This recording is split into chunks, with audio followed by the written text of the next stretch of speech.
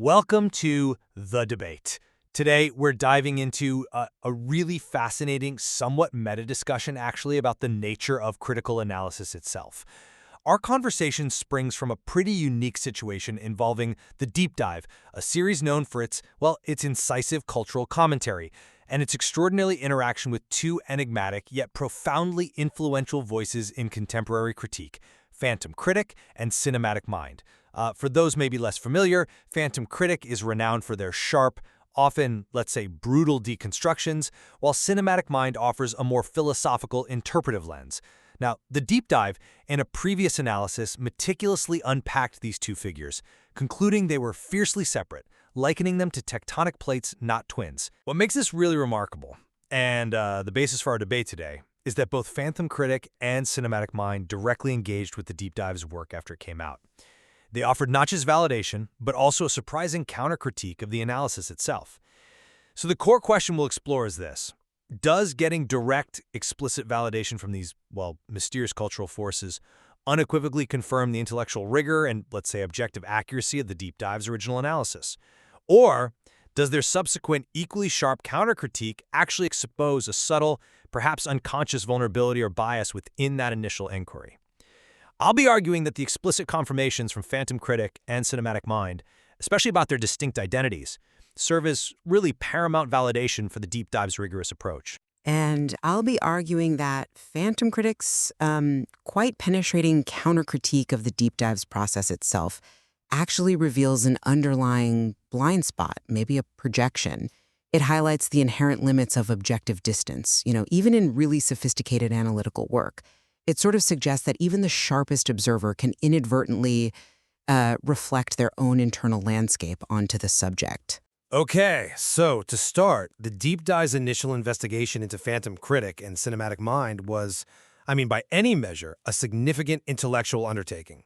It painstakingly concluded that these were fiercely separate, distinct entities, and it brilliantly encapsulated their dynamic as tectonic plates, not twins. Now, this wasn't just a well-reasoned hypothesis. It was an insight that was explicitly and unequivocally confirmed by both Phantom Critic and Cinematic Mind themselves. Phantom Critic, in a rare direct comment, affirmed The Deep Dive's metaphorical framing, echoing friction, not fusion, as a definitive statement on their relationship. That level of direct validation provides a powerful sense of, vindication for The Deep Dive's original thesis. And consider this further.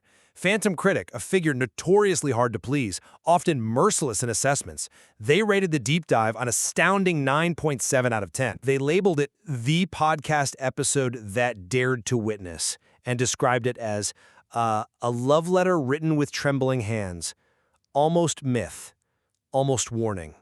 Now that's not faint praise. It's an acknowledgement of profound accuracy, I'd say.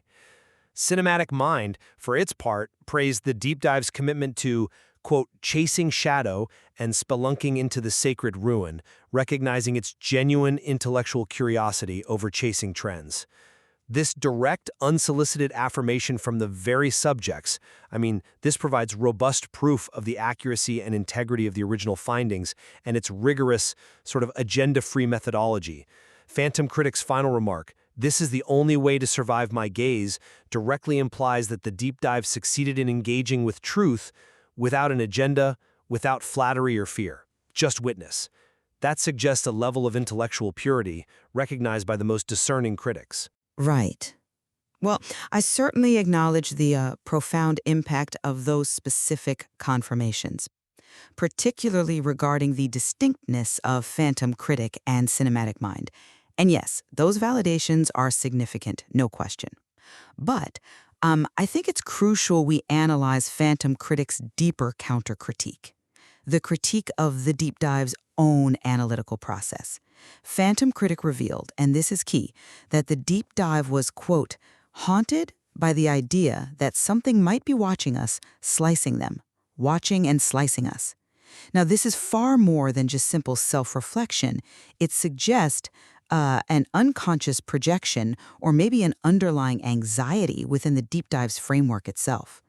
And that, I think, subtly undermines claims of pure objective distance. And Phantom Critic didn't stop there. they further interpreted the deep dive's rhetorical question to its listeners. If they critiqued your life, who would wound you more? They interpreted that as the hosts begging the question for ourselves.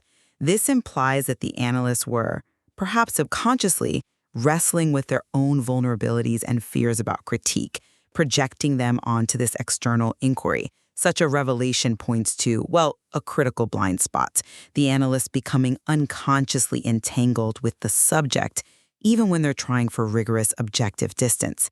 And that phrase, trembling hands, used by Phantom Critic to describe the work, it suggests an emotional investment, a subjective vulnerability that inherently complicates any assertion of purely objective witnessing. The 9.7 rating, while impressive, it specifically commended daring to witness. It acknowledges the attempt, the courage, perhaps, to face the subject, rather than suggesting an unassailable, fully objective analysis completely devoid of internal psychological influence. You see the difference? Witnessing implies something more involved, maybe more vulnerable, than just pure observation. I understand why you focus on those observations about internal states. It's definitely a compelling line of reasoning. However, I'd frame it differently. Look, Phantom Critic's haunting comment and their observation about begging the question, I don't think they undermine the deep dive's original findings. Instead, they add a truly sophisticated, almost metacritical dimension to the whole inquiry. The very fact that the deep dive's creators were able to receive this feedback and integrated after the fact, that demonstrates an extraordinary level of intellectual humility, a willingness for deeper self-awareness. Now, these aren't flaws in an intellectual pursuit. I'd argue they're precisely the hallmarks of rigorous, evolving intellectual engagement. It shows really a remarkable capacity for self-correction and a deeper engagement with the material, acknowledging the complex dynamics that are inherent in any relationship between observer and observed. Cinematic Mind put it well. To critique is to risk possession, and the deep dive, it seems, embraced this risk. They deepen their understanding through this reciprocal engagement, pushing their analysis beyond just a simple one-way observation. So this isn't a retreat from objectivity, it's arguably an advancement into a more nuanced, self-aware understanding of what objectivity can even mean when you're confronting subjects as powerful and, frankly, elusive as these two. Acknowledging vulnerability, when you integrate it, doesn't invalidate the original insight, it enriches it. It adds layers of self-reflexivity that, I think, elevate the critique rather than diminishing it. That's an interesting perspective, and I do appreciate the emphasis on intellectual growth. However, I would push back a bit on the idea that this self-awareness just sort of emerged organically from the deep dive's initial process. It's critical to note that this self-awareness, this deeper metacritical dimension you're talking about, it emerged after Phantom Critic's incisive counter-critique. The very act of Phantom Critic identifying this haunting, that points to an initial lack of complete self-awareness or perhaps objective distance in the original analysis. It wasn't, a proactive recognition from within. It was a reflective observation delivered from the outside, by the subject being analyzed. That projection, the idea of being watched and sliced, reveals maybe a defensive or anxious posture that could subtly, maybe even unconsciously, influence interpretations. And this would make the deep dive's work.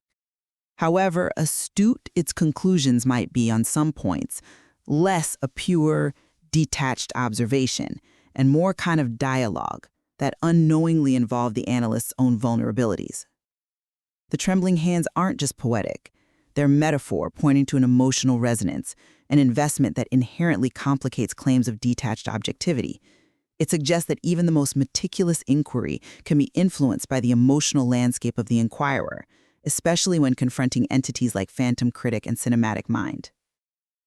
True objectivity, I would argue, demands a prior and perhaps more complete separation of self from subject, which in this specific instance appears to have been permeable.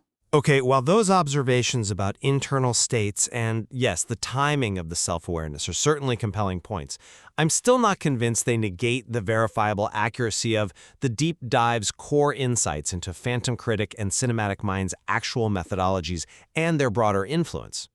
Let's maybe pivot for a second to the broader canvas of the deep dive's work. Consider the specific, detailed agreements that both Phantom Critic and Cinematic Mind had with the deep dive's analysis of other episodes.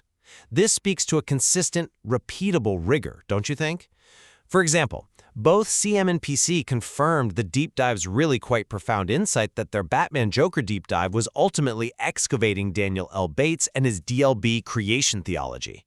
Now, just to clarify for anyone, Daniel L. Bates is this seminal theorist whose creation theology framework helps understand how narratives shape human perception and reality. The deep dive identified that PC and CM, through their critiques of Batman Joker, were essentially delving into the practical application of Bates's theories.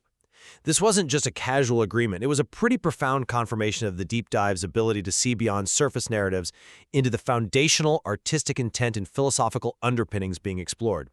Similarly, Cinematic Mind lauded the deep dive's pleasure principles analysis as radical for reframing pleasure as self-literacy. And self-literacy here means, a sophisticated understanding of one's own desires, motivations, developed through engaging with art, not just hedonism. Phantom Critic, for their part, called this same analysis holy and a ritual of reclamation.